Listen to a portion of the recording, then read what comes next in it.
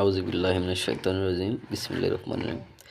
মাটি ও মানুষের চ্যানেলের পক্ষ থেকে দেশ এবং প্রবাস থেকে যে যেখান থেকে দেখছেন সকলকে জানাই আন্তরিক শুভেচ্ছা এবং অভিনন্দন।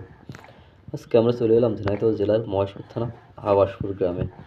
একজন প্রান্তিক খামারি আমাদেরই এক মেয়ে, তার খামারে তার একটা গরুর বাছুর আপনারা দেখতে পাচ্ছেন। আসলে খুব উন্নত মানের একটি বাছুর। কদিন বয়স বাছুরটা?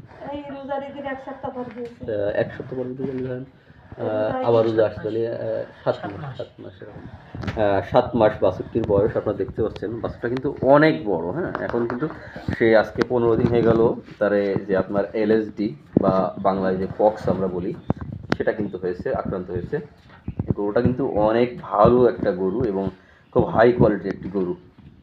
তিনি গ্রাম্য ডাক্তার দিয়ে চিকিৎসা করাইছেন, কিন্তু গরুটা এখন খুবই খারাপের দিকে, বা গরুটা কিন্তু 70% আসলে নষ্ট হয়ে গেছে বা অকেজ হয়ে গেছে। তার বুকের তলায় সিনেটিনে এগুলো কিন্তু ব্যাপক আরে ঘা হয়ে গেছে। আপনাদেরকে একটু আমি দেখাই, দেখলে বুঝতে পারবেন।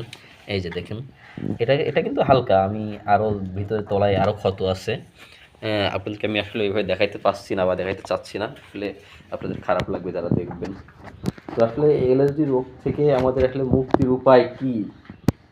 এর জন্য কিন্তু ভালো এখন সরকারিভাবে ভ্যাকসিন বের হয়েছে, তারপরে বিভিন্ন কোম্পানি ভালো মানের ভ্যাকসিন বের করেছে। আপনারা কিন্তু এগুলো ভ্যাকসিন যদি দিতেন তাহলে কিন্তু এগুলোটার ক্ষতি হতো না। তিনি দেখুন, আপনারা একটা জিনিস, কত বড় একটা বাছুর, হ্যাঁ, কত লম্বা, কত চওড়া বাছুরটা, হ্যাঁ। এই বাছুরটা আসলে এলএসডি হয়েছে এবং গরুটা খুব খারাপের দিকে। তো আসলে এখন আমরা সাময়িকভাবে এই গরুটাকে আসলে কী পরামর্শ দিতে পারি অবশ্যই আপনারা লাইক কমেন্ট করে জানাবেন, এবং আগামী প্রতিবেদন দেখার জন্য আপনাদেরকে আমন্ত্রণ জানিয়ে আজকের প্রতিবেদনটি এখানে শেষ করছি।